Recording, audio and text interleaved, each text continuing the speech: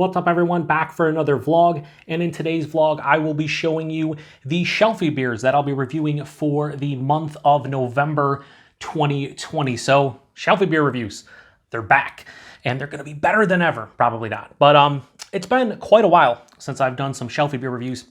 It's actually been about 8 months. The last time I did Shelfie beer reviews as a theme for the month was back in March. So about 8 months ago. And in fact, I don't think I completed all of those reviews in March because I had some personal issues, some medical issues over the spring and summertime. Some of those got pushed back to months in the spring and summer. And the reason I haven't brought them back until now is obvious. It's the pandemic. And for a long time, I was not going out and buying beer. I had a lot of beer mails I had to get through. I had, breweries like Hop Butcher send me stuff. So the Shelfie beers got put on the shelf, so to speak.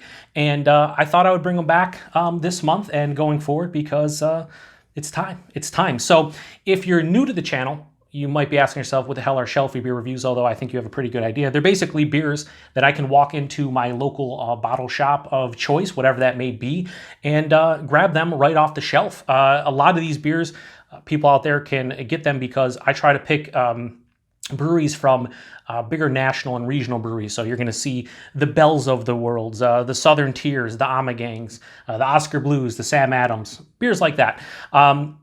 This month I kind of went in, not with a plan, but there was like 3 or 4 beers I really wanted to review, and I ended up picking up only one of them, which is the Southern Tier beer.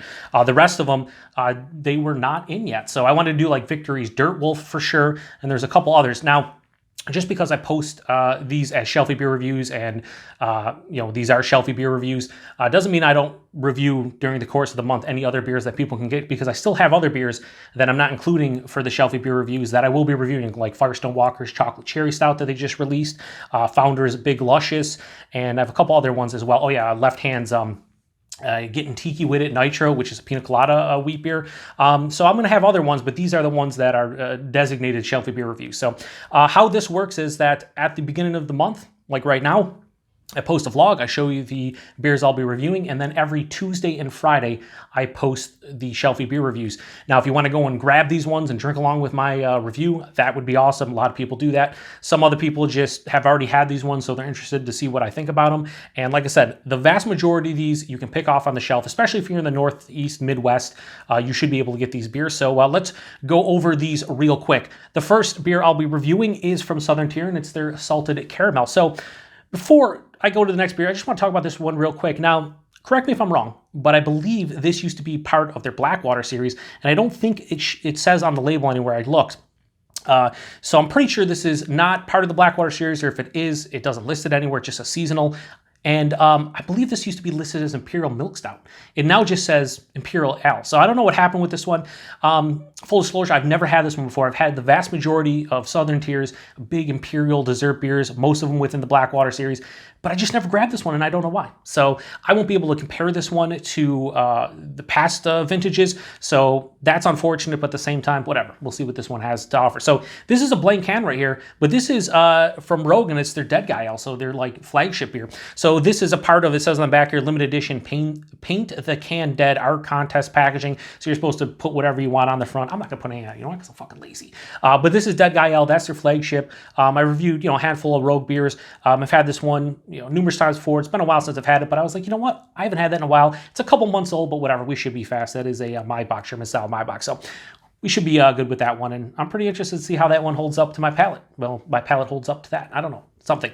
The next one is the collaboration between Amagang and AleSmith, and this is really cool. I'll dive more into the review about what this beer is about, but basically, it's philosophy and velocity. So it's a blend of Amagang's 3 Philosophers, Belgian Quad with cherries, and then AleSmith Speedway Stout. Now, the cool thing about this one is they just don't blend the 2 beers together. They actually brew like for Amagang, brew a Belgian-style version of Speedway Stout and then blend it with 3 Philosophers. And AleSmith brewed a American-style 3 Philosophers and then blended it with Speedway. I have the East Coast edition, so this is the Amagang brewed one. So I would love to try the AleSmith one at some point, but But yeah, we have this one, and a good buddy of mine and viewer of the channel, Sadiq, had this one. He was not impressed. In fact, I saw a couple people that weren't blown away by this one, so I'll be curious to see how this one is because I like both those beers. I think they're amazing, and yep, I want to try it out. Next, from Saranac. I'm going to review some more Saranac going forward because they helped me get into craft beer, and I don't give them enough respect. But this one is their Big Moose Winter Ale. It's basically a pale ale, hop-forward pale ale. I've had this one once before when they first released, I think like 2012, and I did not like it at all. So be curious to see how that one is. I just picked up because I was like, you know what, I gotta review some Saranac. Probably review like a Saranac beer once per month going forward. I gotta dive back into their stuff. Next, from Bell's, their Cherry Stout. So I reviewed their, I think it was their 30th anniversary Cherry Stout that was like partially barrel aged and whatnot. And it was pretty good.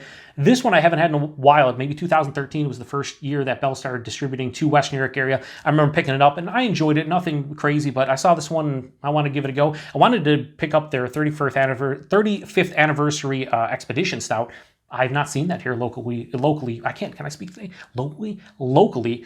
And that's a bummer because I wanted to give that one a go. So I settled for this one. Next, we have from Oscar Blues, their Old Chub. So this is a Scotch Ale, and this is the first Scotch Ale I ever had. And I remember not really liking it, but back then I didn't really care for Scotch ales. It was like a style that really took me a while to get into. So I'm revisiting this one. I've had it since then and I really enjoy it. So I think I'm gonna enjoy this one. There's no reason not to. Next, from New Holland, it's their Dragon's Milk Reserve 2020 Reserve 3. So this one, I believe, is brewed with vanilla and chai spices. I've seen some people really like this, a couple people not like it. Basically, it comes down to if you like chai spices. I do. I really like chai spices. So I'm hoping this one is delicious. The only thing with the New Holland variants when it comes to their Dragon's Milk line, they're usually thin, and sometimes the barrel can go crazy if it's like a special barrel. I think this isn't a special barrel. I think it's just a regular barrel, but with the vanilla and chai spices. So I hope I like that one. The final one from Sam Adams is their Holiday White Ale. So I believe this is their White Christmas, just renamed Holiday White Ale because it's a Belgian-style wit beer, but with like seasonal spices in addition to orange peel.